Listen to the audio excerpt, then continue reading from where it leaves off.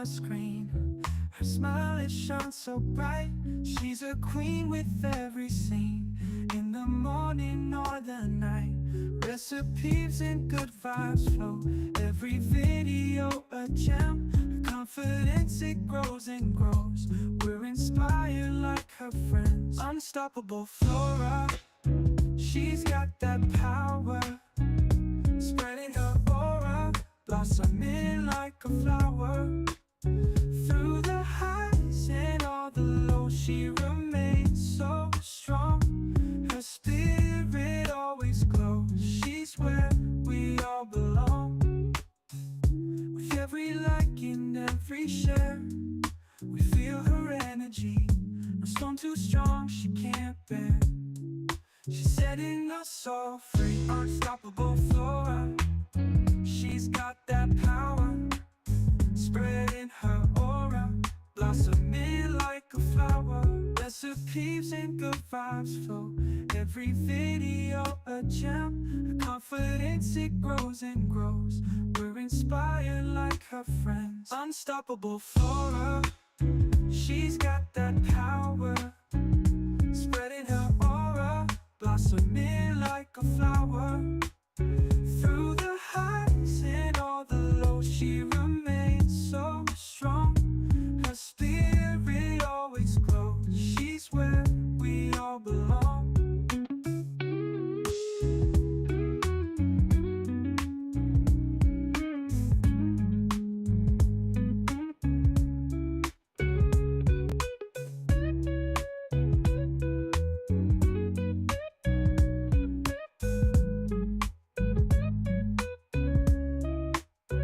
With every like and every share, we feel her energy. No storm too strong she can't bear.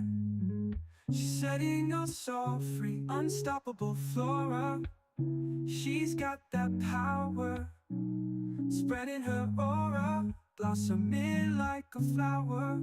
Through the highs and all the lows, she remains so strong. Her spirit always glows. She's where we all belong.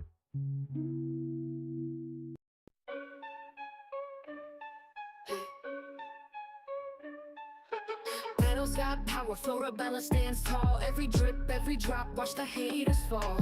Channel sharp as thorns, ain't taking no mess. Scroll through her feed, feel that queen's finesse.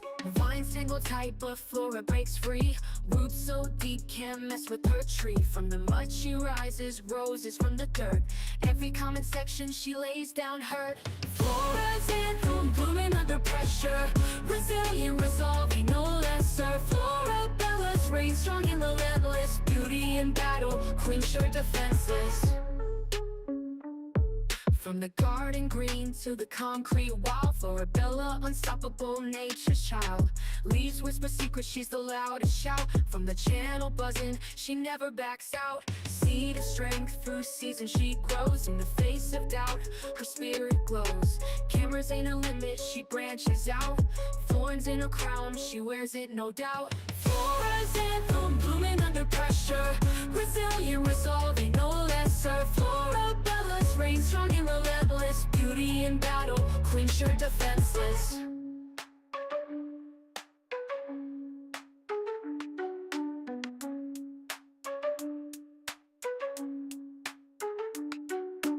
Flora's anthem, blooming under pressure. Resilient, resolving, no lesser. Florabella's reign strong and relentless. Beauty in battle, queen sure defenseless.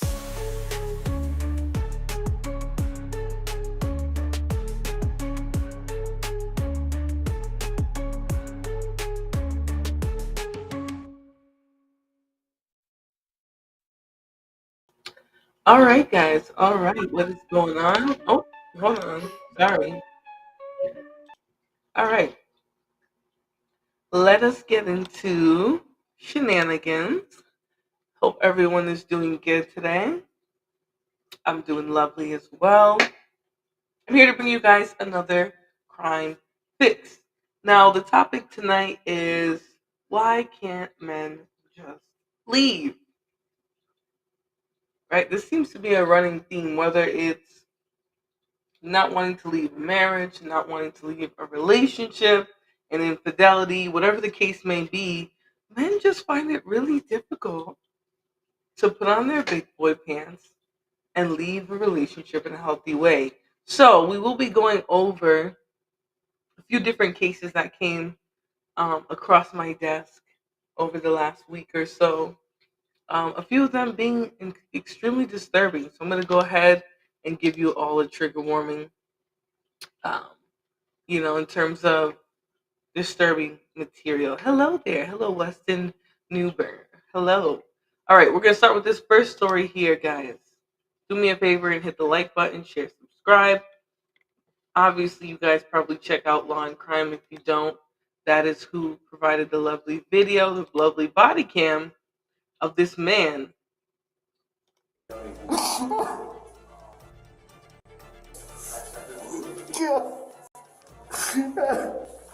Oh God, why'd you do that? A man is beside himself in the hallway of an apartment building where his friend was just shot. He said she took his gun into the bathroom and did it, but police then started to piece together the evidence and his story fell apart. The blood in there was dried for quite some time. I go to a lot of these scenes, One thing I learned about, when I was taking a forensics class about blood and blood spatter, right? Once it leaves your body, there's a number of things that starts happening to it that will tell a forensic investigator or, pathologist, whatever the person that's doing the testing, that will tell them how long the person's been deceased, the trajectory, all of that. So when people play games like this, they're not taking into account how blood is displayed in the crime scene, what blood and the coagulation in the blood will tell you about a person, about how they died or when they died. They don't take these things into account. They really don't. The shocking twist and evidence that helped detectives see through these tears and find the truth. We're on the case presented by Law and Crime. I'm Chris Stewart.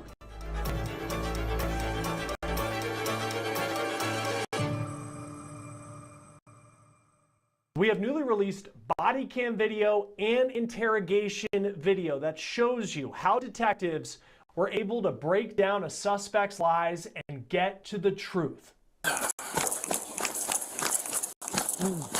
This is newly released body camera video of when officers were called to a Minneapolis apartment building by a man who said his friend was dead.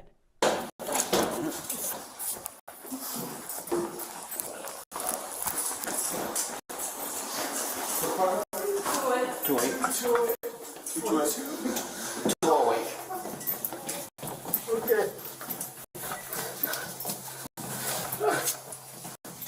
Oh my God. You guys latched the door? Yeah. We left the door. There's something incredibly unnatural about his crying or whatever, pretending like he's emotional. There's something really unnatural about it.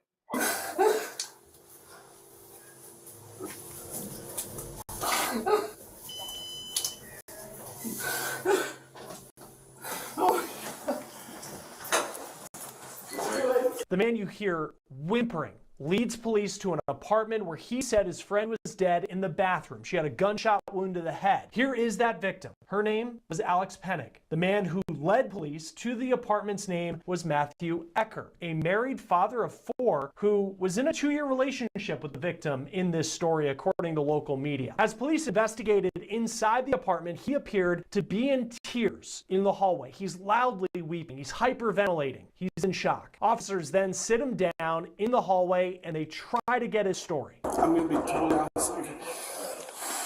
Just take your time, keep breathing, and just when you're ready, okay? You're not in a rush. Oh my God, why is she doing And most people are gonna have questions. They're not gonna be this overly dramatic and focused on how they're displaying their sadness. Especially considering the fact that he's married.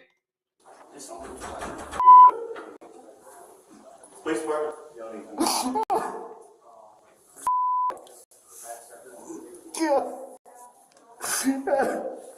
Oh God, why'd she do that?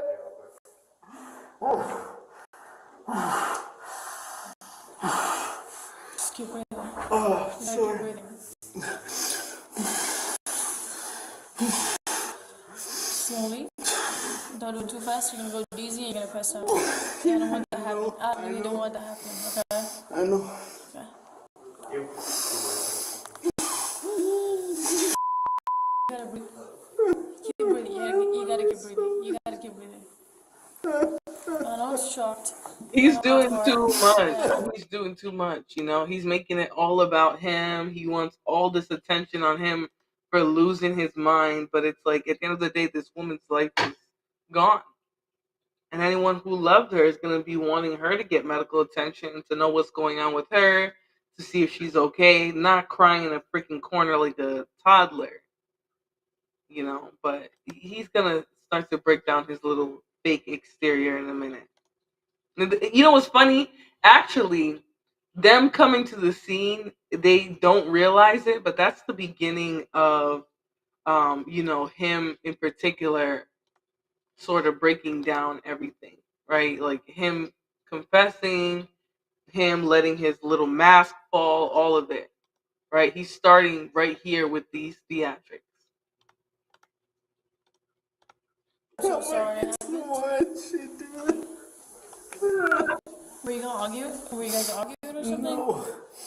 Did she say anything?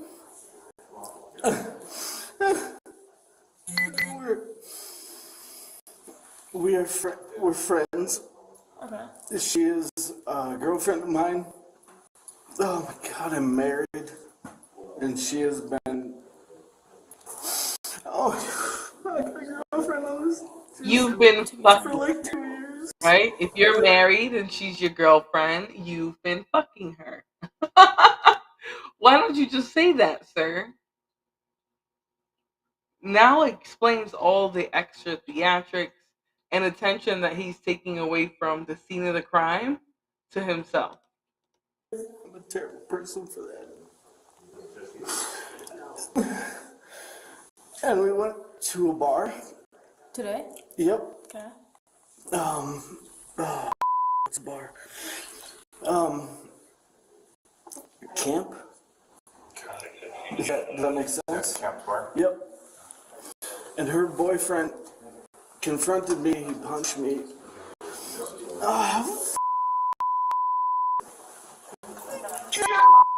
To me, like, why don't these people just get with who they want to be with? Because why do you and her both have relationships outside of your own infidelist relationship together? Like, this is way too many couples within couples. This doesn't make any sense. You know, it seems a little overly dramatic, and it seems like, why don't these people all just break up and get with who they want to get with? I don't know. Before we get back to Ecker's story, here's surveillance video from that bar of a man and Ecker getting into a confrontation earlier that night. He says that man is Penig's boyfriend, and you see Ecker jump in front of Alex Penig, the victim, and then the man strikes him.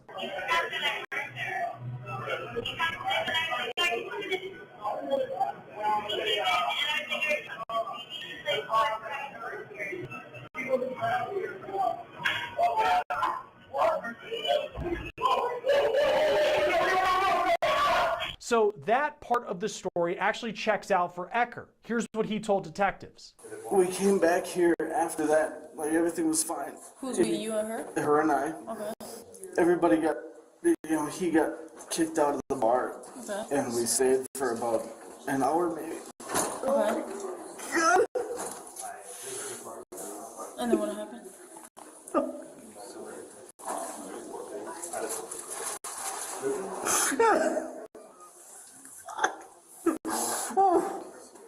Just take your time.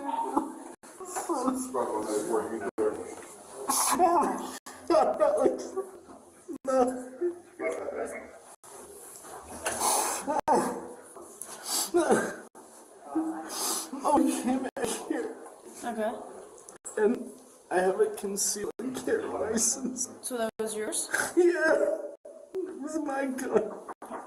In my backpack. It was in your backpack? Yeah. How did you get it? She just grabbed it. And you see every piece, every thread of that story is coming apart, right? Why does she have your licensed gun that was in your backpack? Right? How did she get it? How did you guys go from coming home okay from the bar to her reaching for your gun and supposedly pew-pewing herself in the head? And that's why you're so devastated. I mean, there's just so many, loose threads and holes in this story here, but he's sticking with it. He's sticking with it, and that's why he has to do this whole shtick, crying and so unconsolable, right? Because he has to pull away attention from the fact that his story doesn't make any sense. Hey, before we get back to this episode of On the Case, one of the most watched shows on YouTube, I need to talk about our partner and sponsor, $1,000. Receive Sylvania $50 of dollars would just go to on your. Did she make any threat before that she was gonna kill herself? She just grabbed it and put it to her head. Were you guys arguing or something? No. When her and her boyfriend argued, I stepped in between them, and that's when he punched me, and we were fighting for like an hour. I don't know what happened. Oh, God. Do you know where her boyfriend's right now? I don't know. I don't know. I think he Did he come here too or no? No, he didn't come here. Was it you or He her? didn't come here. It was just me and her. Okay. He got kicked out of the bar. Then we stayed for like 45 minutes to an hour. And then we left and we walked and we came here and she just grabbed me and then she went into the bathroom and locked the door. And What was your backpack? just on the couch.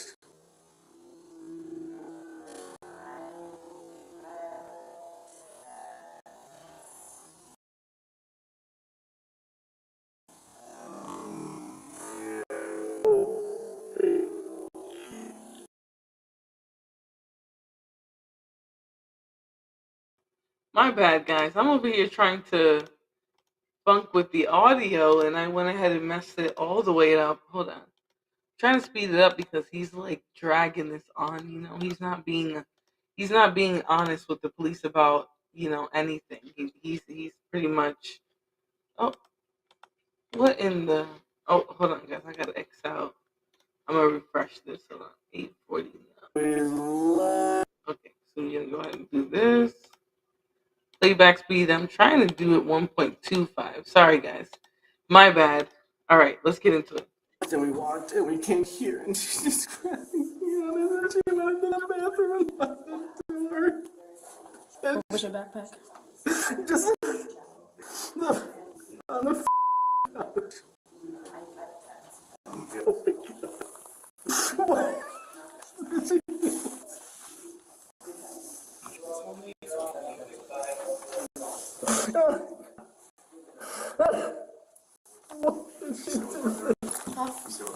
Cat? I don't know what's Can you sit up?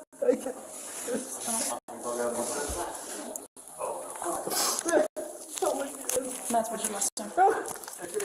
You see KBR?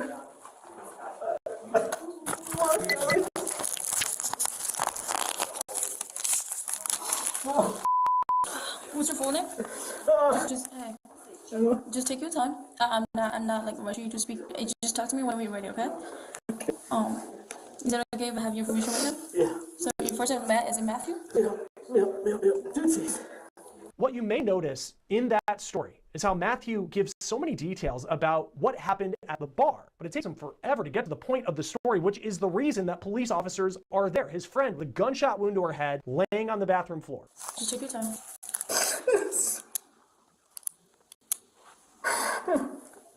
And how long have you guys drinking over there? 45 minutes maybe. Okay, and then what happened after that?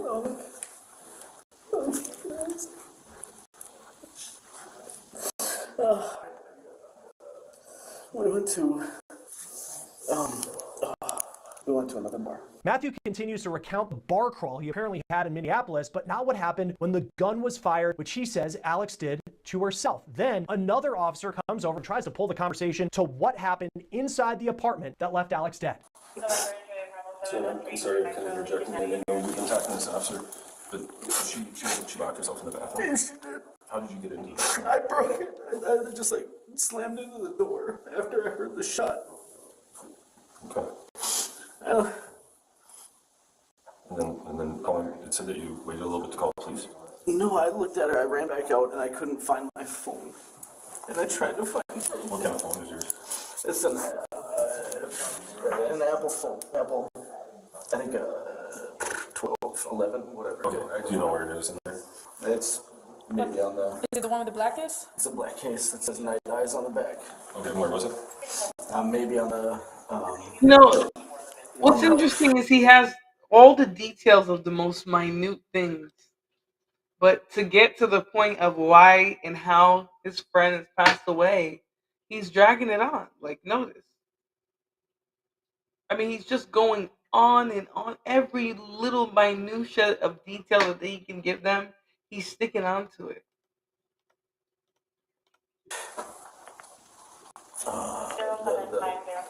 What do you call it?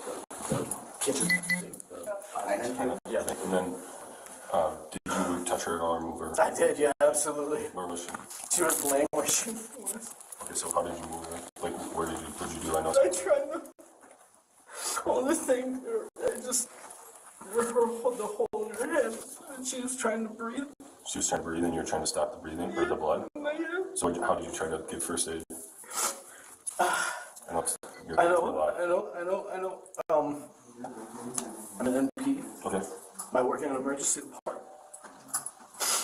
And I started taking a couple of just, like, chain stokes breathing. Like, I understood that this was just done. Mm-hmm. She just, I tried what I could. So, and I know that I just have to because I have a medical examiner. I get it.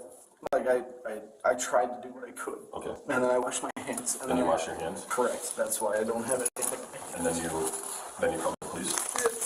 And here we go. You just heard a major red flag there. Matthew said that he tried to help Alex on the ground, but he was able to wash the blood off his hands. And you also will notice in this video, there isn't a speck of blood on Matthew, not even his clothes. Detectives also knew that he was lying because when they went to go check the sink, that was completely dry. Now, they don't tell that to Matthew, though. They play it like they're with him in this. You're dealing with a lot, and we're very sorry for that. So here's the best case right now, or the best solution is, why don't we have you come to headquarters? You guys, And then that way we can arrange one, anytime there's an incident like this, investigator may come and talk. We gotta get that info, and then at least there you're not sitting in the hallway, and we can figure out to get your stuff, get your property, get the vehicle here. I do. Okay, so then we can figure out those things to either get you somewhere to stay for the night or get you back to your vehicle. But it's not fair you have to sit in the hallway when you're trying to process all this. So, you okay with that then? This was around 3:45 in the morning. We see detectives then come interview Matthew at a police station around 6 a.m. They ask Matthew to tell them what happened, and he goes into a similar story that you heard in the hallway, mostly about the bar fight. So we went there. And again, it was fine. We walked in. I sat down on one side of the bar. She walked across, sat on the flip side of me. And her boyfriend was here and was there, like he was at the bar. And he had come up, started talking with her. Things got a little bit heated. And so my wife got up and walked around and kind of stepped in between him and he punched me. There was an altercation that fell on the floor. I think a bartender and one of the bouncers pulled him up and kicked him out of the bar. He left, and that was the end of it. We sat for a little bit.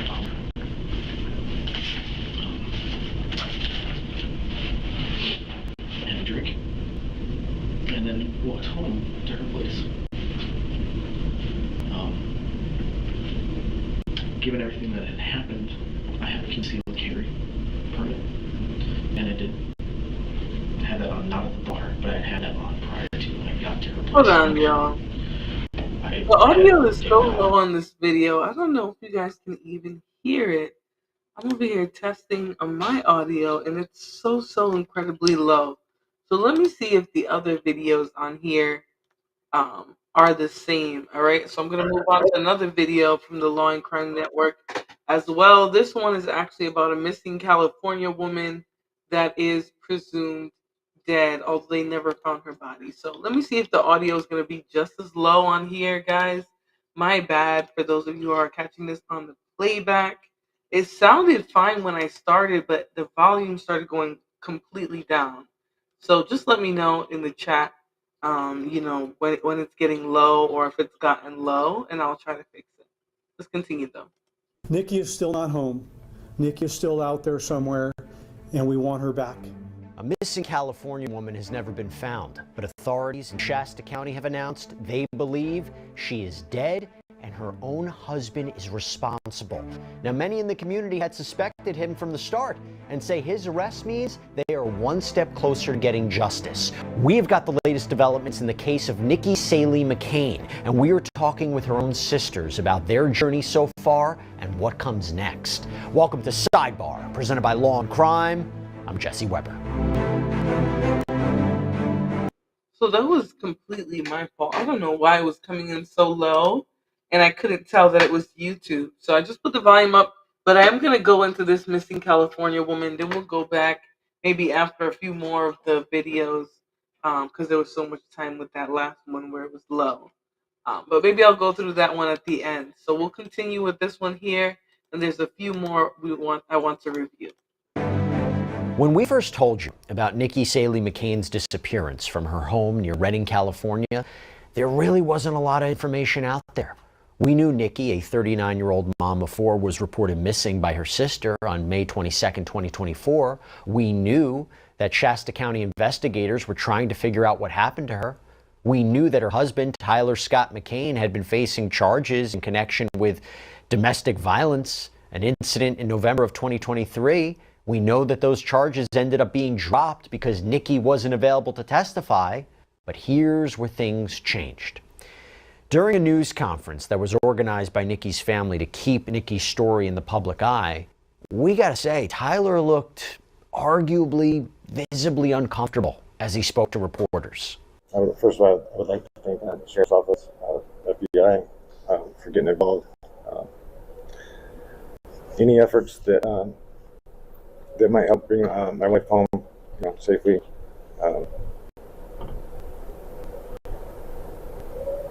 We miss you. I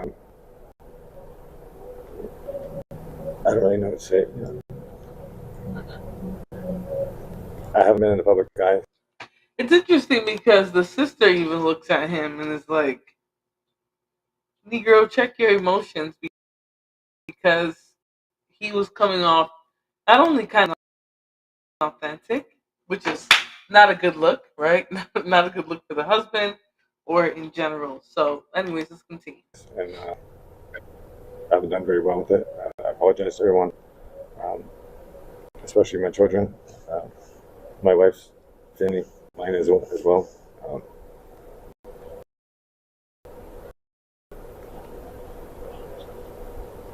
I'm just anything that I can do. I want to do that. So, okay, let's go. Thank you, Ted. Thank you. And in March of this year, the district attorney's office announced that despite Nikki's body not being found, they were investigating this case as a homicide. And around that same time, according to news station KCRA, the FBI and agents from the Department of Homeland Security, they served a search warrant on the Olinda Road home. Nikki's family, their friends, they pushed very hard for answers here. They've conducted searches, they've held candlelight vigils, they've spread the word about Nikki's disappearance across the country. And on Wednesday, August 20th, they and the public finally got much needed answers to at least some of their questions. Why? Shasta County officials announced on Wednesday that they had arrested Tyler McCain, that he had been arrested and charged. And here's my thing too, like, people don't understand, 9 times out of 10 when a woman does end up deceased, it's not some random stranger attack, right? A lot of the times it's the people that she has been around. It's the man she's married to. It's the father of her children. right? He left her children essentially orphans because he's likely going to be in jail for the rest of his life, and she's gone. She's likely not alive, right? All of this compiles to say, why wouldn't he just divorce? Just divorce her. Get a new relationship. Move on. Why did she have to be deceased?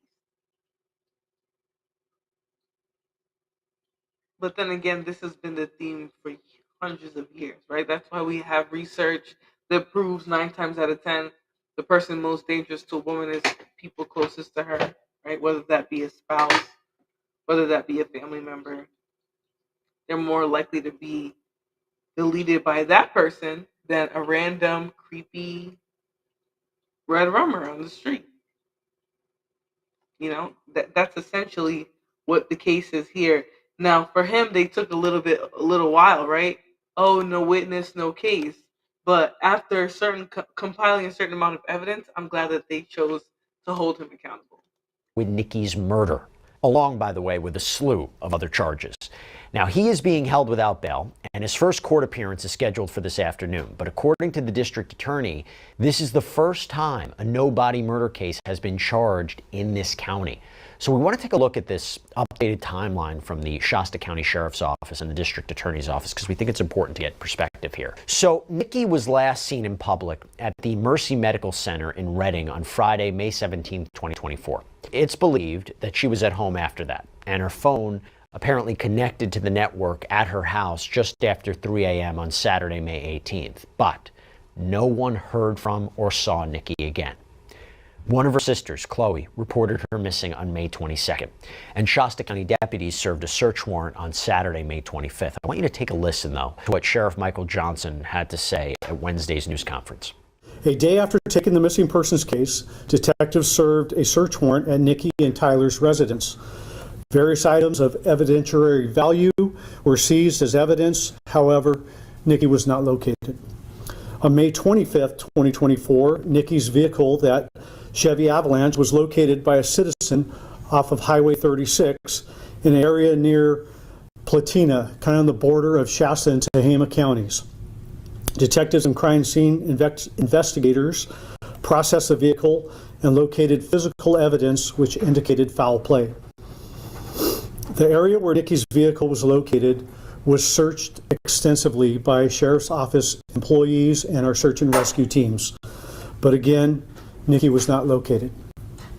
Since the start of this investigation, detectives and law enforcement and allied agencies have worked tirelessly to locate Nikki and to determine the events surrounding her disappearance.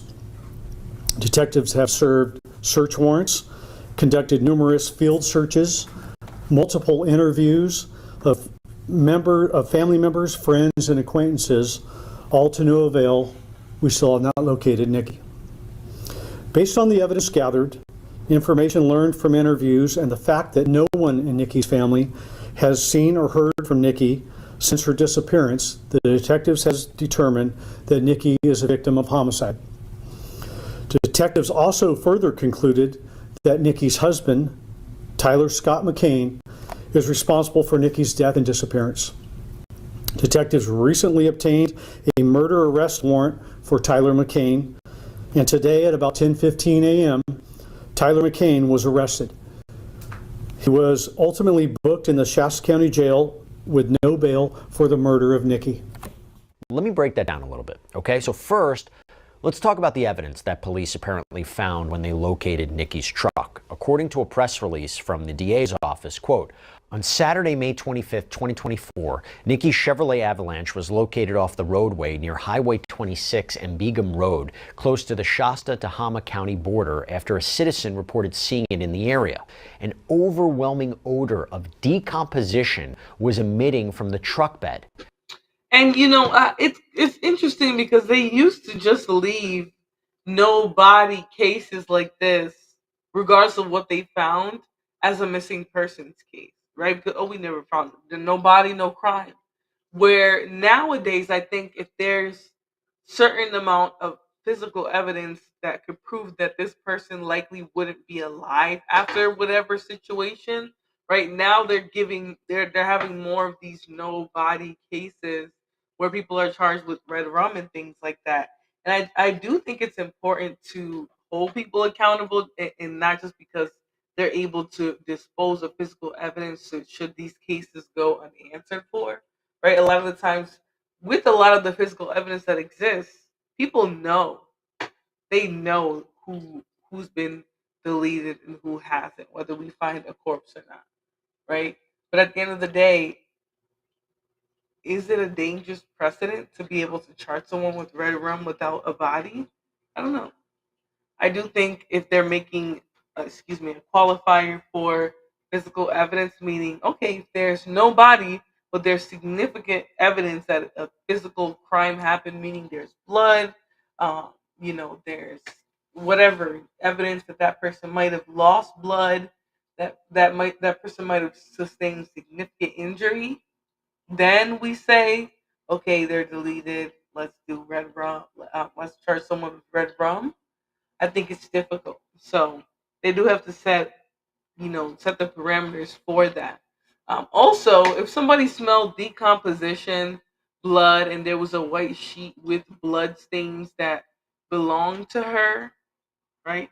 Chances are she's not with us anymore, right? Especially if it's been weeks or months or years since whatever physical evidence was found as well. You know what I'm saying? Like, okay, a little scrape they can probably come back from, but if we found a blanket full of blood, this person is probably deceased, right? So, anyways, let's continue.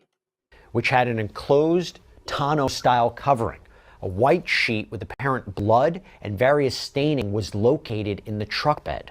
Multiple items, including the sheet and apparent blood, were submitted to the California Department of Justice Bureau of Forensic Services, where testing confirmed the blood belonged to Nikki.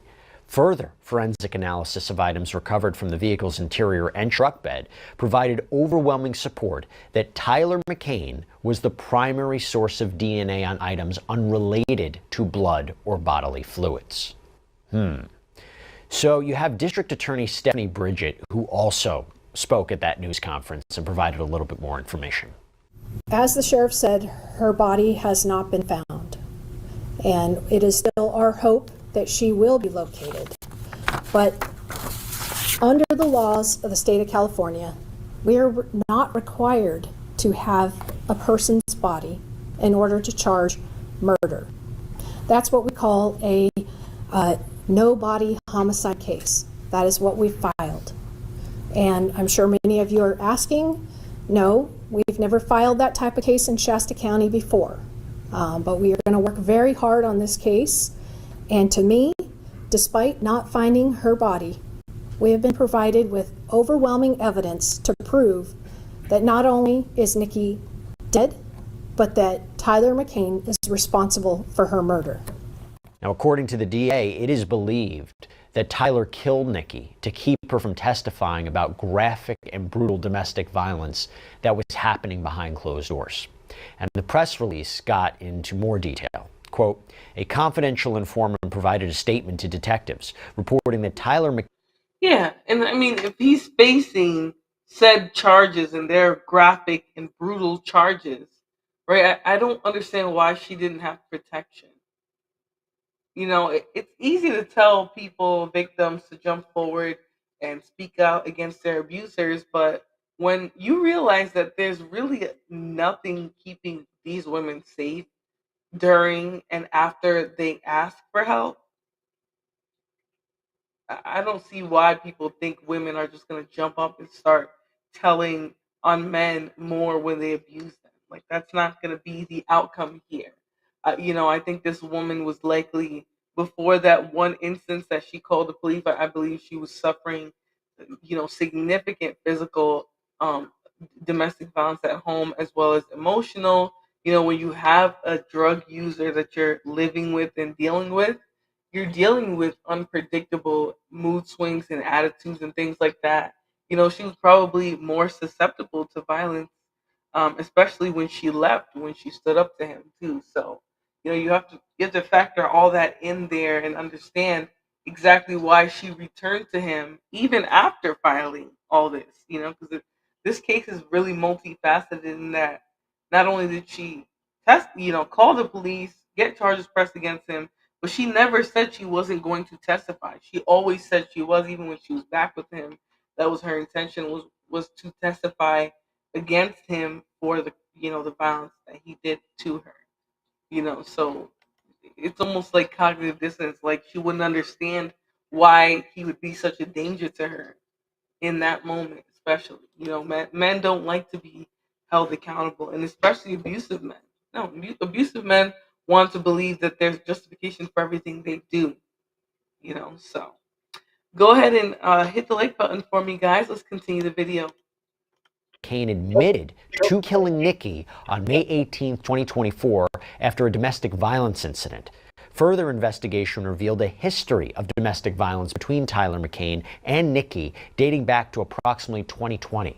On December 1st, 2023, Nikki filed a report with the Shasta County Sheriff's Office following a domestic violence incident with Tyler McCain the week prior. The sheriff's deputy contacted Nikki at Mercy Medical Center, where she was seeking treatment, and observed obvious injuries to Nikki's face, including blackened eyes and other facial trauma. Nikki stated on November 29, 2023, she was physically assaulted by her husband, Tyler McCain, at their home for approximately 3 hours. During this time, Tyler McCain struck Nikki in the face multiple times, pulled her hair, poured large amounts of water over her, bound her ankles and wrists together with tape, and covered her mouth with tape.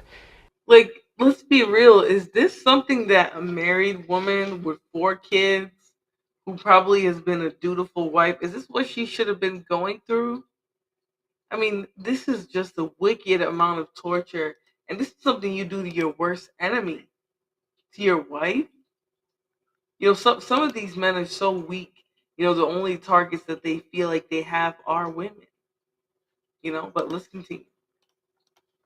Nikki stated based on the events, she was in fear for her life and believed she was going to die.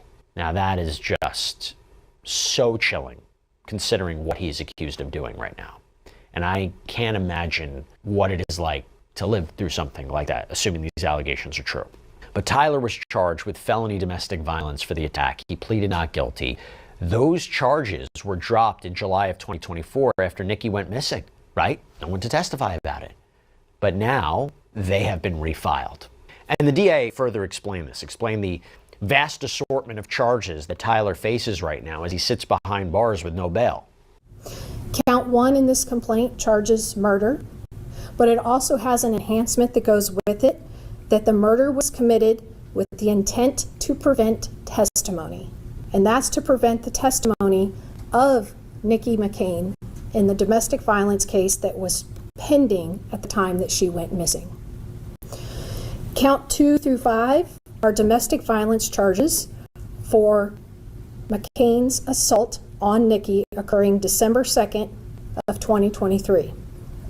Those are the domestic violence charges that were pending at the time that she went missing. Those are the same charges that my office dismissed in July of 2024, shortly after she went missing. We are refiling all of those charges. They include corporal injury to a spouse, false imprisonment, criminal threats, assault, and assault with force likely to cause great bodily injury. We have also filed additional charges. Counts 6 through 8 arise out of a search warrant that was served on Tyler McCain's home shortly after Nikki went missing. And as a result of that search, he is facing illegal possession of firearm and illegal possession of ammunition after a criminal protective order had been issued protecting Nikki McCain prior to her going missing. So he wasn't, okay. So not only is he a violent, degenerate bandit, but he also had firearms and bullets in the house when he wasn't supposed to. And ironically, she's gone missing. There's only a blanket with some blood on it. I mean, this guy is he's a very scary individual because he's willing to go above the law and do this to a woman and then blatantly lie in everyone's face about it. That explains why he looked shook, right, in that conference when the FBI and other investigation departments decided to step in because he's like, oh Lord, I'm done. I'm screwed.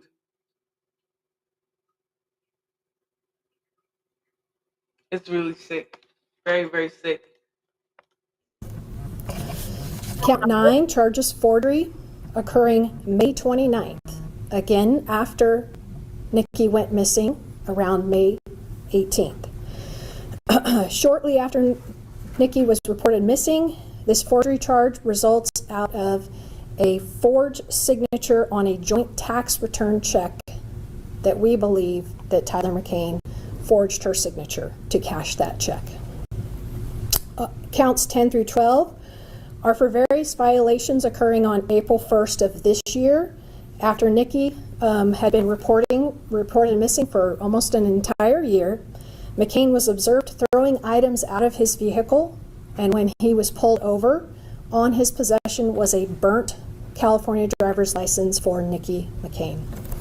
So here's the thing. We go back to April, and the DA's office revealed that Tyler had been acting suspiciously while out on the road, and that helped them uncover yet more evidence that he was allegedly involved in Nikki's disappearance. You go to April 1st, 2025, there was a traffic stop that was conducted. Poor little lady, you know. What defense could she have against this bandit, you know? What defense? Twice her size, fat, obviously, you know, not in the greatest shape, double chin. She had no chance against him. You know, that's almost why he chose to be with her. And then he chose to begin to resent her. I mean, I can only imagine what she would have told us, what more we would have learned about him if she would have divulged everything. I promise you, of what she's divulged, she's probably experienced worse or 10 times more. Because that's how abuse victims usually work. They're not telling everything at one time. They might speak out one day. That doesn't mean that they're going to divulge all the abuse that they've endured. A lot of times for pride and other reasons. But let's continue. Disappearance. You go to April 1st, 2025, there was a traffic stop that was conducted on Tyler McCain near Highway 299 and Dusty Oaks Trail. And this is said that this was after observations of being unable to maintain traffic lanes and throwing unknown objects out of the vehicle. During the traffic stop, detectives located Tyler McCain's wallet in his back right pocket. Upon further inspection, detectives located Nikki's California driver's license, which had partial burn damage to it. A records check confirmed Tyler McCain had a suspended driver's license and multiple convictions for driving on a suspended license. By the way, we were able to see those convictions on Tyler McCain's Truth Finder report. All we had to do was put in his name, location, truth beances, and the any confidential for possible leads on where Nikki's body might be. But I will tell you, the online community also seemed to aim a lot of their anger over a lack of answers from the sheriff's office. And the sheriff spoke about that during the news conference. These cases are layered, meticulous, require months of investigation, hundreds and hundreds of personnel hours, not just from investigators, but from law enforcement boots on the ground, from support services, from forensic evidence, all across the board. It is very labor intensive, and it is crucial that all that evidence is collected, preserved, and processed accordingly to make the case. Despite the scrutiny, criticisms, and the incorrect conclusions that people opine on social media, these detectives and the law enforcement agencies involved continue to work tirelessly on the case. I can tell you that probably every day, with the exception of maybe a few, somebody from some agency involved in this investigation was working on the Nikki McCain case. We have worked on this case over her disappearance. We've used search and rescue. You know, people don't understand, like, a lot of this is, you know, this case has been going on for a while, I'm not gonna lie. But as it relates to, like, the information coming out, things are coming out as quickly as they can. You know, so before some internet slow tells the police, hey, you gotta check out the husband, he's sus. They have to comb through evidence. They have to get DNA evidence back. They have to test blood records and all types of different things, you know. So people, a lot of times, the internet wants these detectives and these police departments to wrap things up in 72 hours, but that's not realistic. That's not realistic for forensic testing, for any type of DNA testing, you know. So I'm curious to see how this pans out. You know, obviously, it's only recently, in the last 9 days, that they decided to charge, 9 or 10 days, they decided to charge the husband with an actual crime without a body. You know, so there's a lot that we're going to find out as time goes on, but still. Views volunteers, friends, family, advocates within the community have all contributed and looked in drainage ditches, properties, rural areas, waterways, trying to locate Nikki for the family and trying to give us that next piece in this case. I understand from the outside, for people that are not involved in law enforcement or who are tracking the case, it may seem that sometimes nothing is being done or there's little progress being made. But especially in these public interest cases where emotions run high, people scrutinize and are very quick to judge on what's going on, and they want information. They want us to release details. They want to know what's going on. It's because of the complexity of investigations like this that information and the integrity of the details are not released, because we need to make it to the finish line like we are here today, with an arrest warrant, with a suspect identified, booked into our jail, and we'll continue with the court process, which is crucial that we are able to prove the case and present the evidence and protect that information. So right now, Tyler is facing life in prison without the possibility of parole if he's convicted of murder. But I want to continue this conversation, and I have two very special guests who are joining me. I am fortunate to be joined now by Nikki's two sisters. We have with us Chloe Saley and Kay Saley Ford, who have worked tirelessly to get Nikki's story out there, bring us updates, to talk about how they and the family are doing right now. They spoke. They're all gorgeous. They're all gorgeous. You know, it's so sad that they have to, you know, speak out like this to get justice for their sister, especially because the charges were dropped. You would think a DV victim goes missing, you know, leaves her children behind, etc., that they would start to suspect the person that she accused of attacking her. But, you know, for them to drop the charges are crazy. With us on an earlier episode of Sidebar. Thank you both so much for coming on. I know this is not easy, any part of the process, but I mean, this is a huge development. Chloe, I'll start with you. How are you feeling since the announcement of Tyler's arrest? I'm feeling all type of emotions. I'm a little bit relieved because this is one step closer towards justice, but I'm also just really sad because it's just the reality of things, and so it's kind of setting in, and it's definitely real.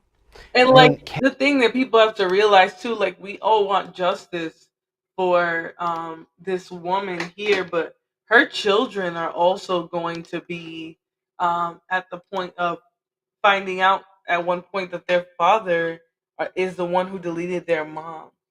You know, she's not here because of him, and they're in foster care or with being raised by whatever family, maybe by their aunts, likely by their aunts. I doubt their sisters would let the kids go to foster care, but you know, just the fact to find out that one day is going to be traumatizing, you know, and that's what these abusive partners, they don't think about. A lot of times when they're deep in their need to control and dominate the woman, they're not thinking about the poor children that she left behind.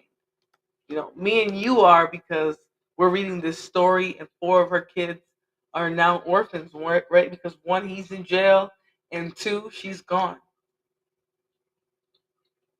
You know, these predators and these abusive partners, they're so self-centered. They don't think about the dust that they're leaving behind when they do whatever they do to feed their ego, which in this case was to take her life. Hey, what do you think about this? He was a part of your family. I mean, did you suspect that he was involved in Nikki's disappearance? This is a Yeah, major, and major. he's their brother-in-law, right? He's the father of their niece and nephew, or whatever gendered kids that they have. He's a part of their family, whether they want it or not. While he's in jail or not. And at the end of the day, the kids have a choice to reach out to him later in life, but they have to even accept the fact that he deleted their mom. It's just trauma handed up and down. Development. We were always suspicious of him being involved, but without an official arrest, there were still other possibilities. But having and reading about some of the evidence that the detectives have found, and it's hard to think, it's hard to think that they're otherwise. So unfortunately, we did have some suspicions that he was involved. So this definitely, unfortunately, confirms it for us. Did you ever, Kay, did you ever see any kind of red flags with him during the relationship personally? Did you witness anything? There were some occasions, but what we have realized is that there was two sides of him. One that was very charming and very likable and very trustworthy. And that was part of why I was hesitant to immediately assume that he was involved. But I think that even speaks more loudly to who he is as a person, where he fooled us. So, and these men they have this side of them that can be very, very charming, very funny, witty, interesting to listen to, right? They can grasp people with charisma, and that's where they're over, or let's say misusing charisma altogether, because if that charisma is being used to manipulate people out of seeing them for who they are, then that's just what that is. And I do believe that abusive partners, abusive people like this, they abuse their charisma to gain people's favor, to gain trust from people, right? To have people like them regardless of what they do, right? And I definitely believe he was one of those people. Again, that's why I believe he choked. When he found out the FBI and another agency was going to be looking into his wife's deletion, because now they were going to get to the bottom of it, right? Well, one police department would have failed or not done properly. A federal investigation agency is going to get down to what really happened to this woman. And he knew that. That's why he was choking up. Now look at him in this damn t-shirt. Pockets turned out looking crazy. It's insane. Hey, Rangy Cambo, what's going on? Yeah, Hassan, it's crazy. Nikki easily was fooled by him and how he had been able to not really shown a ton of guilt crime. So it's heartbreaking. Just because we knew him so well, and and his children love him, and so it's heartbreaking for those around him and those who love him. Chloe, what have police told you regarding their theory of how he allegedly killed your sister? I mean, have they given you a theory in specifics? Is there anything you can share with us? They haven't really given us a theory, but so far they have told us in the media release of everything that they did find in the evidence. And I think one of the most just heartbreaking evidence that they found was when they found her truck, and when law enforcement could smell the overwhelming smell of decomposition. I think that was really hard to read. Chloe, it's interesting you say that about the information they've been giving you, giving the public, because there has been a lot of backlash against the sheriff's office. There is this claim of... Yeah, and the thing is, it's easy for people who don't understand how sensitive an investigation really is to get up online and talk about and critique the police, the investigators, for not putting information out, or for not clarifying to the public what's happening, because those people just want to chase the story. They just want information to exploit or to make money off of. Whereas the investigators and the police department, they have a duty to figure out what really happened. So they're getting to the bottom of this case here. I hope they're really gonna break it down for what to what really happened, what DNA evidence we have and things like that. But it's so unfortunate. This woman has already lost her life, and the fact that it took her sisters fighting and advocating for her, for the police and other investigative departments to understand that they had to look deeper into this case, is tragic. It's tragic. People always wonder why women are moving the way they are in the world today. I mean, look at this. You know, your own abuser can delete you. No one will blink an eye. He'll get to move on with his life if you don't have anybody advocating for you. The lack of transparency, the sheriff even spoke about it at the news conference. What has been your reaction to that? I think that I understand everything now. And a little bit in the beginning, too, I did feel like they were keeping a lot from us. I didn't understand. But as everything's unfolding, I understand why they weren't as transparent in the beginning, just because to protect the integrity of the investigation. And they do work so hard, but they don't get enough credit for that. But they are working really, really hard. They have to be very tight-lipped about situations like this because to protect the investigation. So I think that they have been working very, very hard. It's just they had to keep their lips sealed.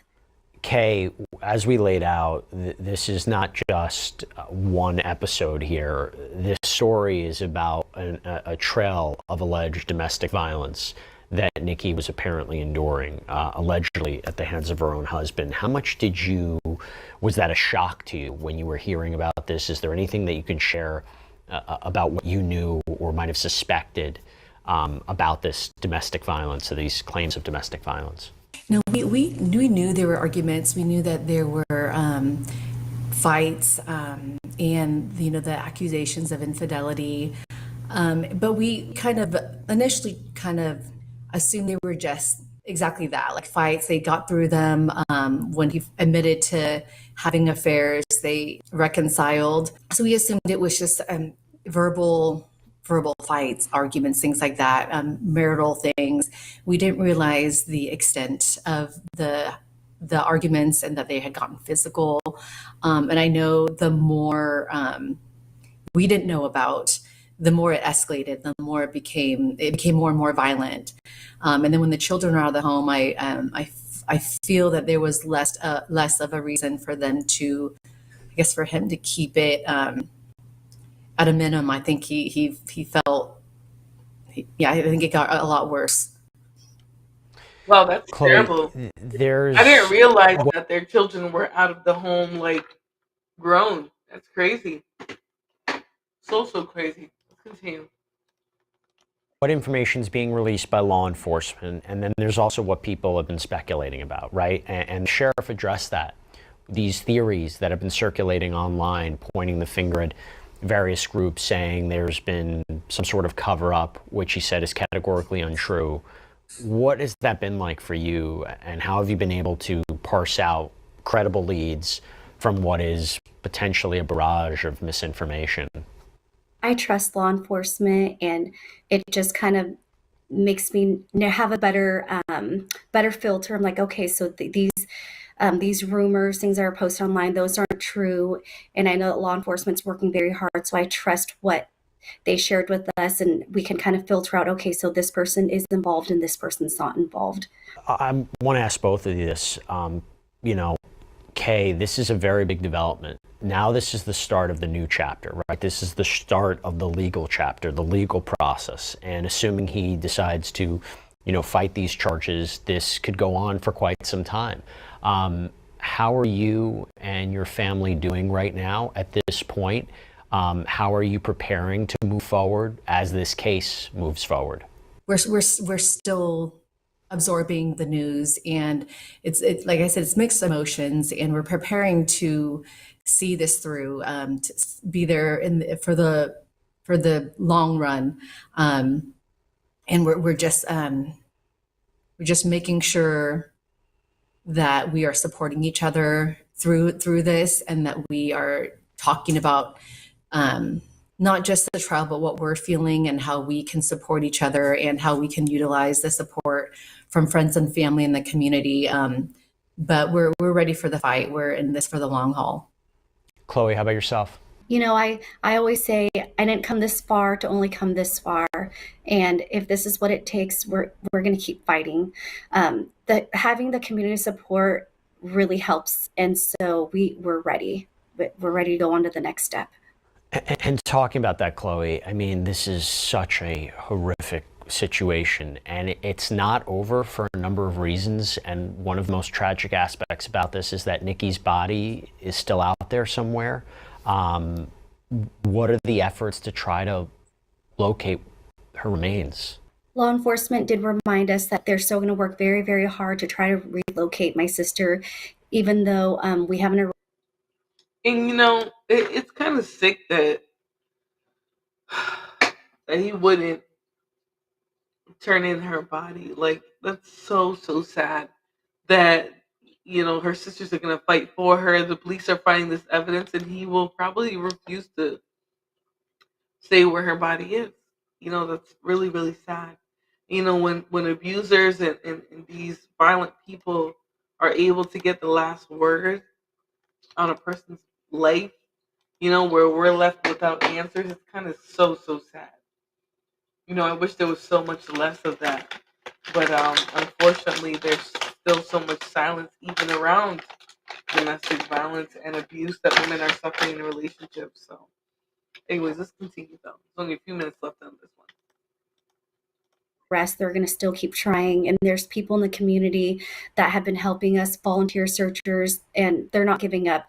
They're still, you know, messaging us and saying, hey, there's the spot that we want to check out, let's plan a search there. So we're still working diligently and try to locate her body and her remains. The sheriff's office says the search for Nikki's body is going to be their top priority, and that anybody who has information about the case or where Nikki's remains may be, they're urged to call the Shasta County Major Crimes Unit at the number that we're going to put up there. Authorities are offering $30,000 for any information leading to Nikki's location. Kay, do you have any theories? Have you heard anything? Do you know if there's any leads, any tips that seem credible at this point? You obviously don't have to share them, but do you feel confident that Nikki's body will be recovered? I feel confident that we will recover what happened to her. We've heard many theories, even that her body may not be recoverable. And we're prepared for, you know, those types of, if that ends up being what happens or what happened. We've heard many different theories, and I think a lot of them, they make sense to us, like it could be a possibility. But I also feel that they may not have expected an arrest to have happened, with it being a homicide and no body. So I think people who may know what happened or who may know where she's located, I think they're feeling the pressure, and I think they know that they, you know, even if they weren't involved, but if they know something, I think they're feeling the confidence to speak up and share what they know. And just to follow up, Kay, do you feel confident in prosecutors securing a conviction? And it's kind of sad because, like, why wouldn't he want to give her body back to her family so she can rest in peace?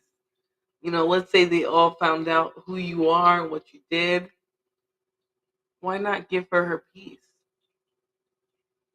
You know, that's the tough part, that he would still hang on to some semblance of innocence in this case. But let's continue here, because a no body case, quite unique in that area, and it's sometimes not the easiest case to prosecute. But based on what you've seen in this case and your belief about what happened, do you feel confident in prosecutors securing a conviction against Tyler?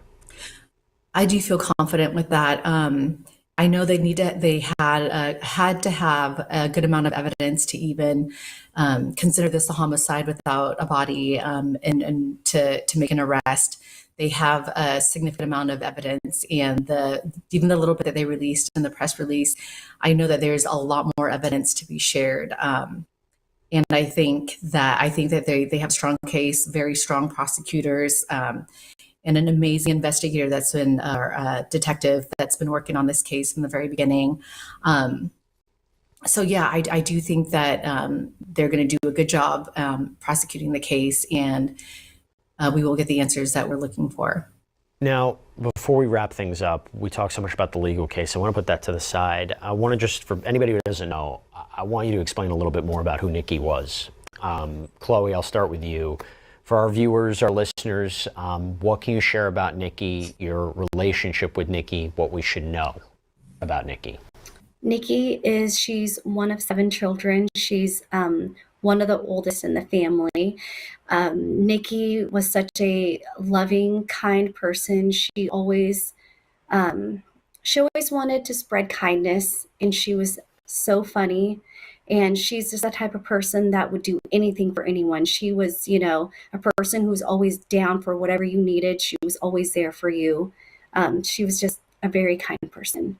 Yeah, she was very genuine, and I think that speaks to how many people have rallied around her. Those who knew her, grew up with her, went to school with her, friends and family from out of the area. Her energy was very contagious. It was, like I said, very genuine. It was a little naive at times, but it was very genuine, and I think that energy is still radiating from her. Even those who have never met her are some of the strongest advocates for her. So that is why she has so many people supporting her and wanting justice for her, because she's touched so many people because of her genuine energy that she shared with people. Sounds like an incredible person. Chloe, Kay, again, I'm so sorry for your loss. I'm so sorry you're going through this process. I'm happy to hear that you have a very strong support system as well, which is going to be important as you go through this. But thank you so much for taking the time to come on here, particularly with this new development. We are going to stay on top of the story, and obviously you have an open platform to come back on here as this case progresses. But Chloe and Kay, thank you both so much. And it's crazy, they all look exactly the same, right? They all do. It's crazy. They all have the same face, same hair. They're very pretty, all of them, but they all look exactly the same. All right, so we're going to go into the next story here. Let me pull it up. This is a bandit here who, he spent his entire relationship with one woman, embarrassing her. But like most bandits, he took it out on the woman that he used to embarrass the woman he was with for over a decade. All right, so let's watch this video here on a bandit who vindicated, quote unquote, his main chick by deleting his side chick. Nothing. I mean it, nothing. But anyway, y'all know the info, women. We already know the info.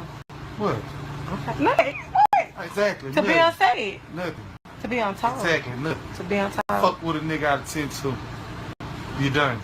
Game fucking over. Oh, Lord.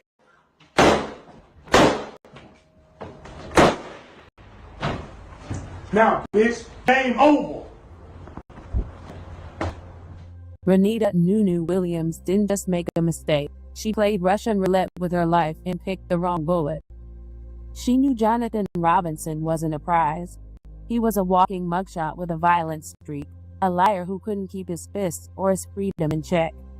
And yet, she and Sharika Taylor, 2 women who actually knew each other's names, knew each other's kids, and still shared the same dusty, dangerous man, decided he was worth the drama. This wasn't love. It was a demolition derby with John. And this was one of the channels I was mentioning, a couple of weeks back. I was telling people that there's a femicide channel that actually talks about some of these dusty relationships and things like that. And that's it. American Crime Femicide. Now, how these men are able to juggle multiple women is crazy to me, but you know, I guess women like what they like. Jonathan behind the wheel. Outsiders might have thought at 37 he was redeemed, but the women close to him and the police files knew he was a ticking time bomb. Juanita, though, thought she could shade her way out of his rage, talk slick online, found him and Sharika, and somehow be untouchable. But that's the cruel thing about men like Jonathan. They don't need a reason, they just need a target. On April 7, 2018, she practically foreshadowed her fate with a Facebook post. At my funeral, it will be IDs strictly forced and checked. 'Cause some of y'all coming to make sure I'm really dead anyway. That wasn't just a status, it was prophecy. Because 2 weeks later, her funeral came, and Jonathan made sure nobody needed to check an ID to confirm it was her. Welcome to the American Crime Femicide channel. Please like, share, subscribe, and hit the notification bell for future uploads. I'm from Shreveport.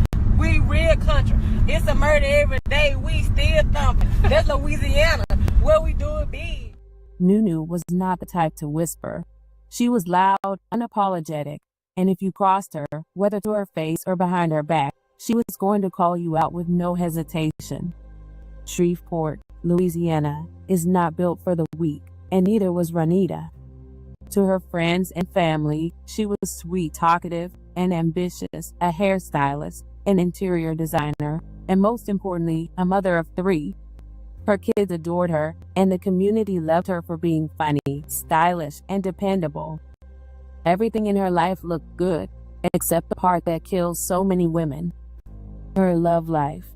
By April 2018, she had finally decided she was done with her off and on chaos-filled relationship with Jonathan. Robinson was not just her headache. He was also juggling another woman named Sharika living in Texas. This man made himself a 2-state commute, bouncing back and forth like some broke-down truck driver delivering nothing but lies and violence. And here's the kicker.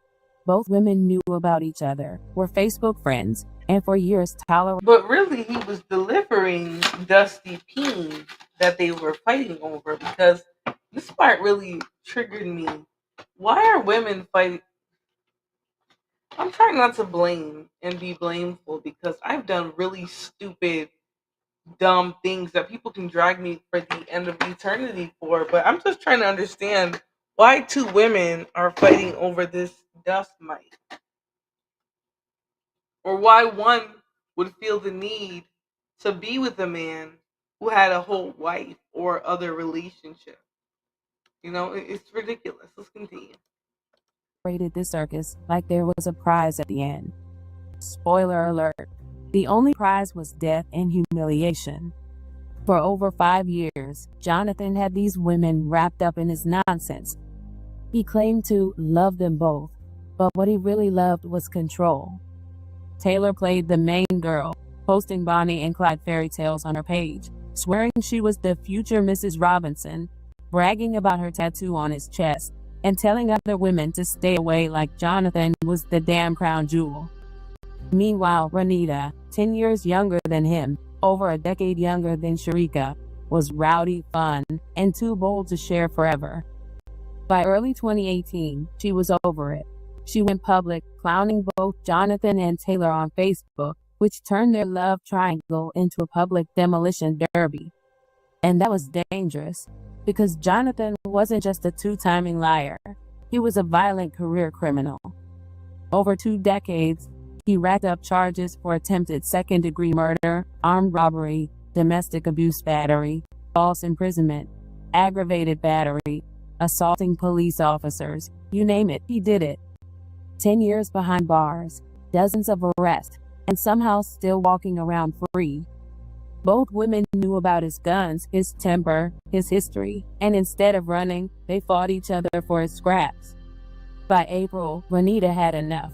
At the club, she and Jonathan argued over her post, but she slipped away unharmed. She didn't let it go, though. She hit Facebook again, bragging, "Congratulations, I did it, y'all. I finally graduated from that nigga." The next day, she doubled down. "You forgave him, ho. Dumb silly ho, that nigga don't mean you no good." and she kept firing shots online, mocking the old senior citizen, clearly Sharika, and daring Jonathan to do something about it. Her posts got thousands of reactions. She even went live, dragging them both for the whole city to see. Her Facebook was her stage, and she was roasting them like it was showtime at the Apollo. But humiliation is a dangerous drug, especially for a man like Robinson. Taylor might have cried about the laughter, but Jonathan didn't just cry, he boiled. He told Ranita to stop airing their business. She didn't. And that's what sealed her fate, because instead of cutting him off quietly, she poked the bear. And this wasn't a bear, it was a wolf with a gun and a rap sheet. On April 12, 2018, Yeah, sometimes you have to pick your battles. And if you know that the man that you're dealing with is a violent bandit, should you put yourself right in his crosshairs? No. Am I going to victim blame her? No. But I do think it would have been smarter to tell on him on the low and then disappear versus, you know what I'm saying, be open about what she was doing, to the whole world, to the internet. She could have still let his wife know without blasting herself. Robinson kicked in Renita's door with a semi-automatic rifle. Her mother and brother were inside. He fired at her mom, who barely escaped to call police, while her brother ran for help. Inside, Jonathan forced Renita to go live on Facebook, this time not to clown, but to apologize to Sharika. Now, apologize, bitch. Hey, y'all. This Nunu. I apologize for going live on Rika. I ain't had no business doing all that. My page been blocked, so that's why I'm going live. Yes, I know I was wrong. I ain't have no business going live like that, but... See right there. See right there. Everybody wants to be famous. I'm gonna make you famous. Yes. What? I am sorry, y'all. This Nunu, I'm blocked off my page. So I had to go out live on Morphine. I ain't had no intentions of going live like that. I apologize to everybody. Yes. What? No, At the end of the day, whether he had her do this or not, you slept around on your girl and you brought Nunu into this. You slept with Nunu and you brought Nunu into your relationship and you empowered Nunu to drag you and air you out for what you did. You don't have a right to delete Nunu. This is the thing I don't hear enough from people talking about the situation. I don't care if this side chick jumped out the window on this bandit. He should not have deleted her in the first place. And going to make her apologize for the fact that you cheated on her and another woman is crazy. That's delusional. Right? That's what these really sick bandits are expecting. So, anyways, let's continue. Yes, that's all. Let me see the phone, son. No. Yes. Yes, Aunt Lola. Yes. Yeah, Rika. Yeah, she on the phone. Yeah. Man, you think I'm worried about the police right now? Huh? You think I'm worried about the police right now? Nah. I keep telling you, bitch, I don't give a fuck about no fucking police, you heard? Mm-hmm. Bitch, bitch, we'll pull up right now. Pull up. Okay. Pull up. Pull up. Uh-huh.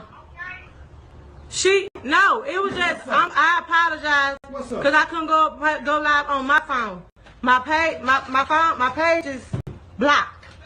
Bitch won't be famous. I'm gonna make a motherfucker famous. No. You wanna be famous? I'm gonna make you famous. No. No. Everybody wanna be famous, let's be famous today. Okay. Huh? I do. Yes. He's telling you I get on these bitches level. No.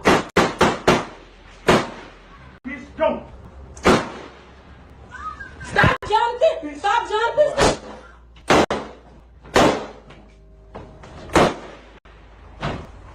Now, bitch, game over. As police swarmed the house, Jonathan fired round after round, wounding an officer before finally surrendering. When police finally got inside, they found Ranita dead. She had been hit 4 times. Hours later, Jonathan admitted in interrogation that he went there intending to kill her and deserved first-degree murder. You are hereby under arrest for your part in the offense of second-degree murder. I hereby notify you have the right to remain silent. You're not required to make a statement unless you want to do so voluntarily. Anything you say shall be used against you in a court of law. You also have the right to consult with your attorney and have him present with you. If you cannot afford an attorney, one will be appointed to represent you.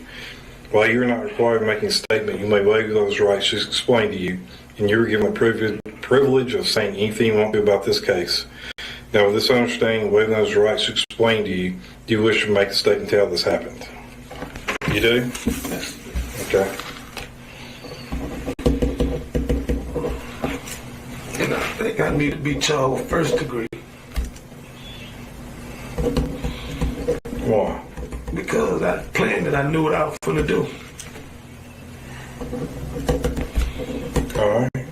We'll just start from the beginning.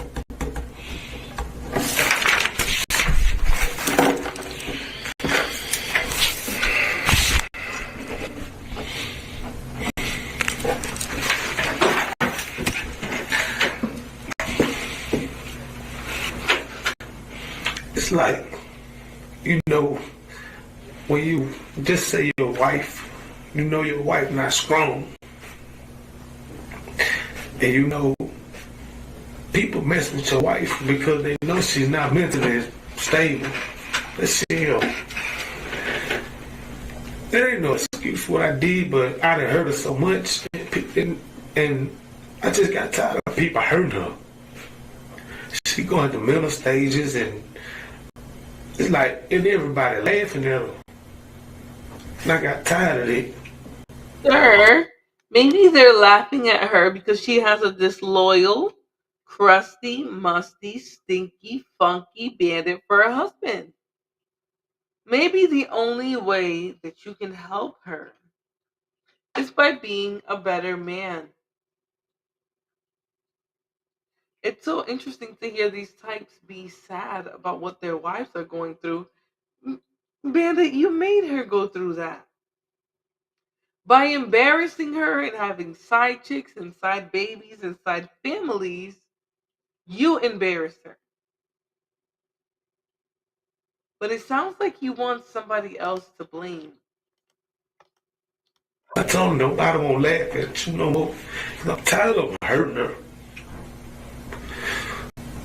And ain't no excuse for what I did. I hate it, but man, I'm supposed to protect her. I'm supposed to protect her. That's my job, protect her. Tell me what you mean by that, though. Okay, me and the girl, we have dealings. But it's like a person know. If you know what put and make them go over, it can be suicidal and stuff, and you still do it. It's like you have no regard for her life. You know she'll go. You know she'll take all these drugs. You know she'll take all these pills and kill herself. And you want to go on social media and bash her, make her look bad, and just. Again, he's the only person that can do this to his wife.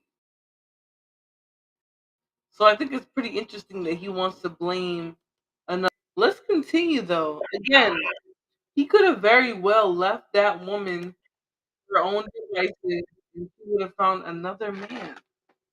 But what he wanted to do was make her feel stuck with him by involving this other woman.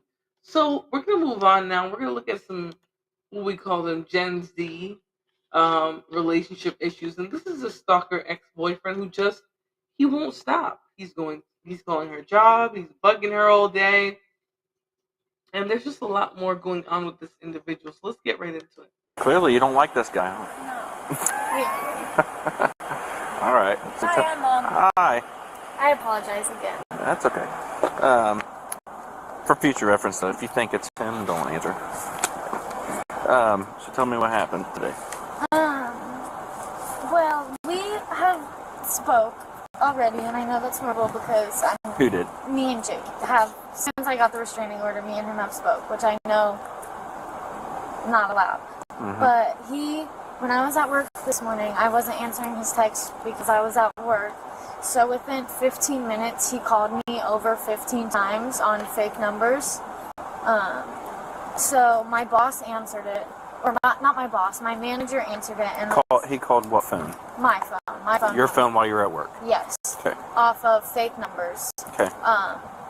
And then, so I told my manager about it because he was blowing my phone up while I was trying to work. And she took my phone and answered it when he called and introduced herself as my boss and told him that he can no longer contact me and that my phone's going to stay in her office the rest of the day so I can do my job.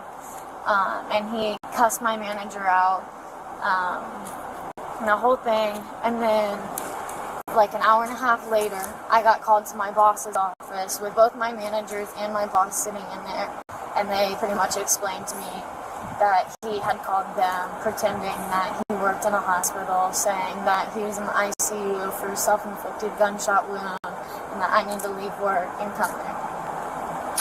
Okay. And he called the office phone? He called my work, yeah. He called your work, the phone at work, though, right? Okay. And they had answered? How many times did he call? I'm not sure how many times he called there. Okay. He's called me about 20 times in the past hour. Okay. I can probably... From his phone number? Random, it's no text now, callers or and like no caller ID. But I switched my phone number today. But 1, 2, 3, So he 4, doesn't know 5, your number 6. now? He got it again. Somehow. Okay. 7, 8, 9, 10, 11, 12, 13, 14, 15, 16, 17, 18, 19, 20, 21, 22, 23. He's called me 23 times. Alright. Why did you file for protection order and then you start talking to him again? Because I'm stupid. I don't have like an actual answer. I don't know. But the reason that I filed for it is because him and his 3 friends were following me, trying to block me in on the road, trying to run me off the road, getting out of the car and banging on my windows, and he ended up running into my car while I was driving. How long ago did you file this protection order and was it served? I mean, I know it was served to him, but when was it served, do you know? Not even 6 months ago. Right. So it wasn't recently? I'd say like 3 or 4 months probably. Okay. Yeah. And how long have you been talking to him since Not that protection? long at all. Would you say like a week, 2 weeks? We talked like 2 months ago. We talked for like a week, and then we went no contact again. And then he started texting me like 2 days ago. And did you guys try to reconcile the relationship or something? Was that the reason for talking with him? No, I don't know. I don't know. He probably wanted to, but I've told him 100 million times, like, no. So he started violating the protection order a couple days ago. Okay.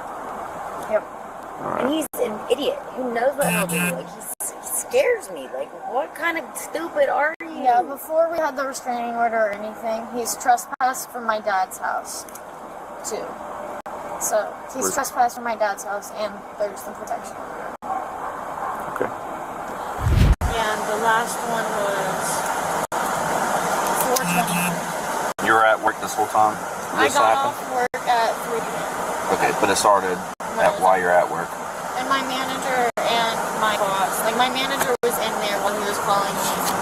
And she, like I said, she answered the phone one of the times, and then he called my boss later. Okay. How does she know it was him? My manager, who was the one that answered the phone for me the first time, she was in my boss's office when he called, so she was able to confirm his voice. She was on the phone. Has she met him before? I don't believe so. So she knows his voice because you said it's his voice? She knew his voice because she was on the phone with him earlier talking to him, and she said she recognized the voice when my boss on the phone called. Because they were. Oh, when he called you? Yes. Gotcha. What will probably happen, I'll talk to my supervisor. My only concern is that when you get a protection order, it's a court order, right? And even though you cannot violate your protection order, he still can, even though you reach out to him. Right. Okay.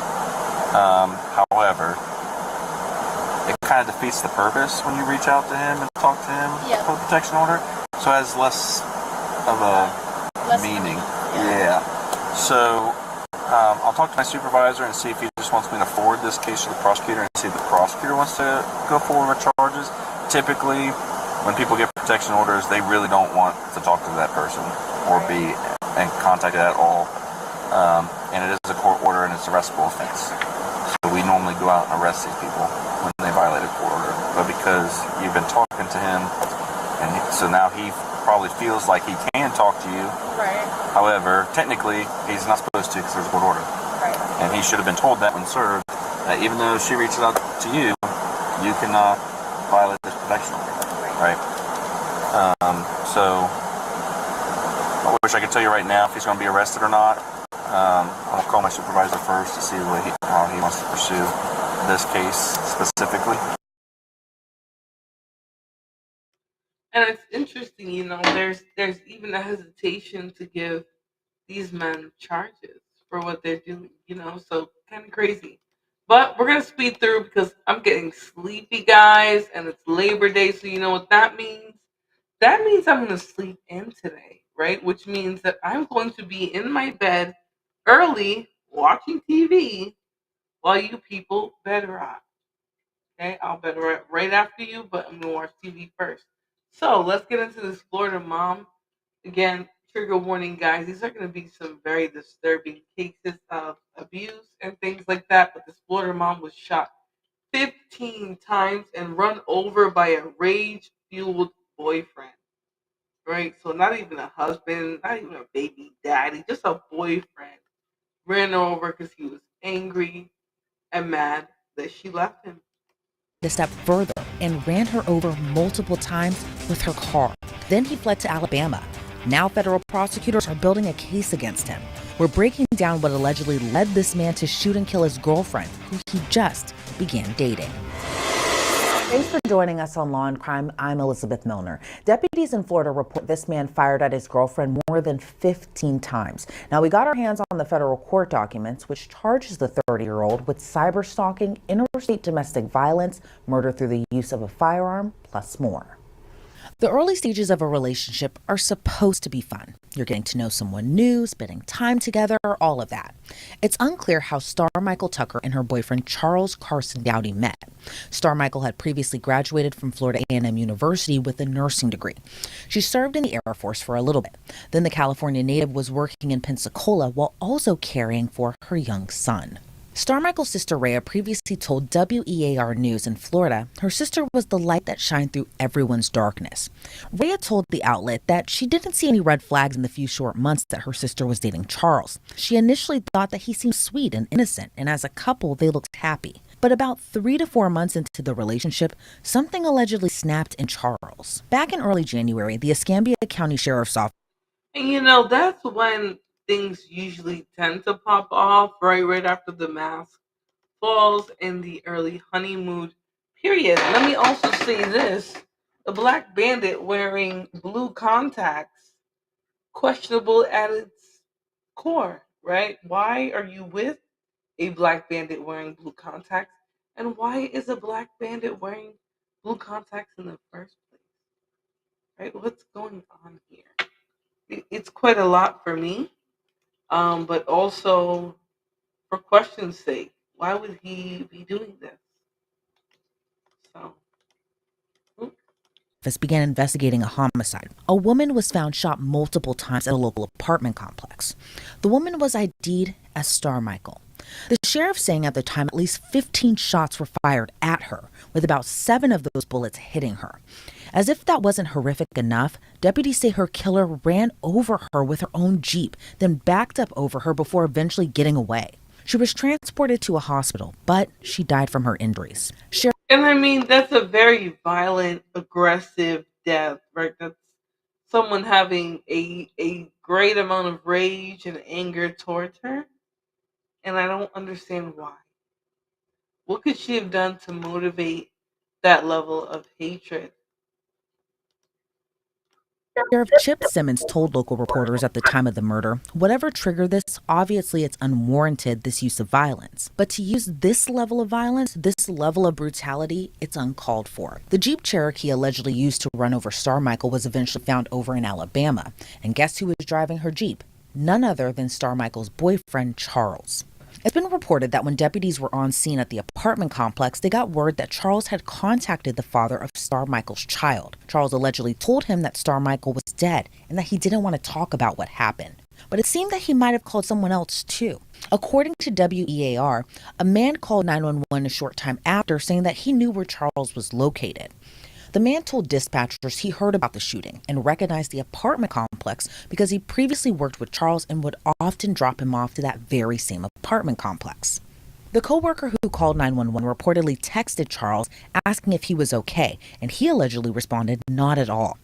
Charles allegedly told the man he shot Star Michael like 16 times. Charles allegedly claimed that when he was with Star Michael, everything was good. Then something sent him into a rage and he shot her multiple times. According to the report, Charles told the man that he was underneath the bridge heading to Mobile, Alabama. Deputies reportedly tried to get the coworker to call Charles back so they could listen in and get more information. Charles picked up telling the man that he was waiting for someone to come look at the car tire because he had a flat. The coworker said that he encouraged Charles to turn himself in, but Charles allegedly said he was scared. Deputies used that information to track him down. He was arrested by Spanish Fort Police a short while later.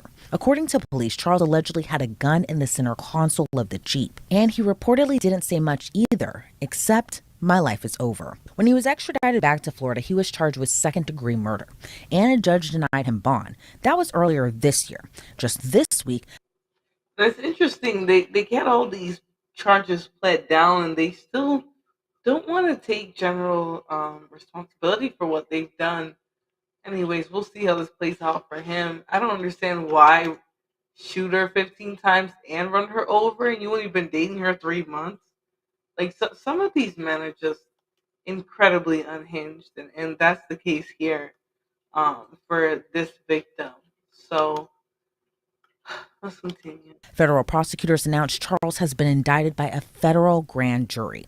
According to the indictment, under count 1, Charles Carson Dowdy, with the intent to kill, injure, harass, intimidate, and place under surveillance with the intent to kill, injure, harass, and intimidate another person, that is Star Michael L. Tucker, did use an electronic communication system of interstate commerce and a facility of interstate and foreign commerce, to wit, a cellular telephone, interstate wires, and the internet, to engage in a course of conduct that caused and attempted to cause and would be responsibly accepted to cause substantial emotional distress to that person, and in the course of engaging in such conduct cause the death of that person.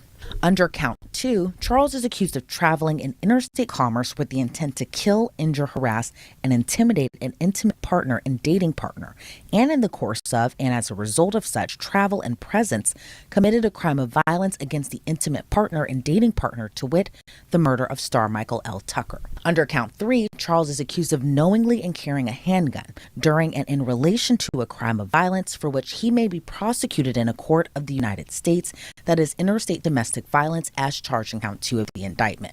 Under count 4, Charles allegedly did knowingly discharge, use, and carry a firearm, that is a handgun, during and in relation to a crime of violence. And finally, under count 5, Charles is accused of knowing that he had previously been convicted of a crime punishable by imprisonment. Yeah, I mean, he just keeps using firearms as a way to intimidate and end relationships and things like that, or even just control and dominate himself or dominate in relationships. So it's very interesting. Anyways, guys, I am going to head out for tonight. I'm exhausted. It's Labor Day tomorrow. I want to sleep in. I've been playing Sims all day and being kind of a cussy. So, have a great night, guys. I'll send you off with some music. And I'll see you tomorrow for a crime fix. It's going to be I'm not going to tell you guys, but tomorrow I'm going to do a crime fix throughout the day on my schedule. And maybe I'll even go outside just for you guys, just to get some fresh air. All right, so I'll see you on the next one, and thanks for watching. Let me send you off with some Unstoppable Flora.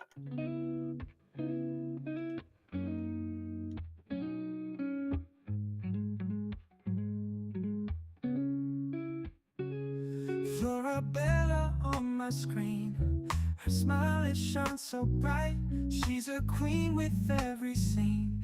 In the morning or the night, recipes and good vibes flow. Every video a gem. Her confidence, it grows and grows. We're inspired like her friends. Unstoppable Flora, she's got that power. Spreading her aura, blossoming like a flower.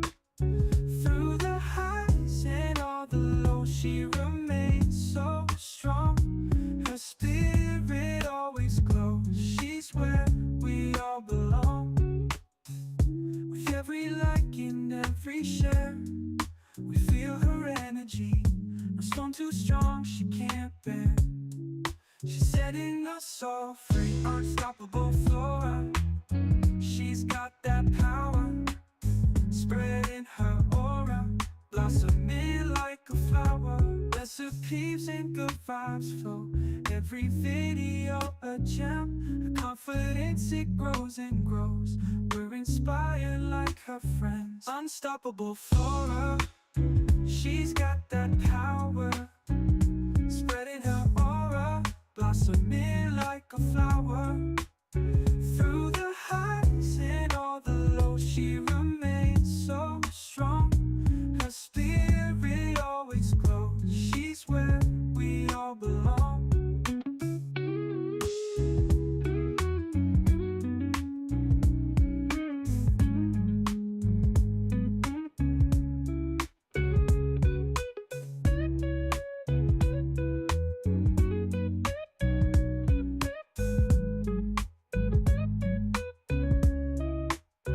With every like and every share, we feel her energy. No storm too strong, she can't bear. She's setting us all free. Unstoppable Flora, she's got that power. Spreading her aura, blossoming like a flower. Through the highs and all the lows, she remains so strong. Her spirit always glows.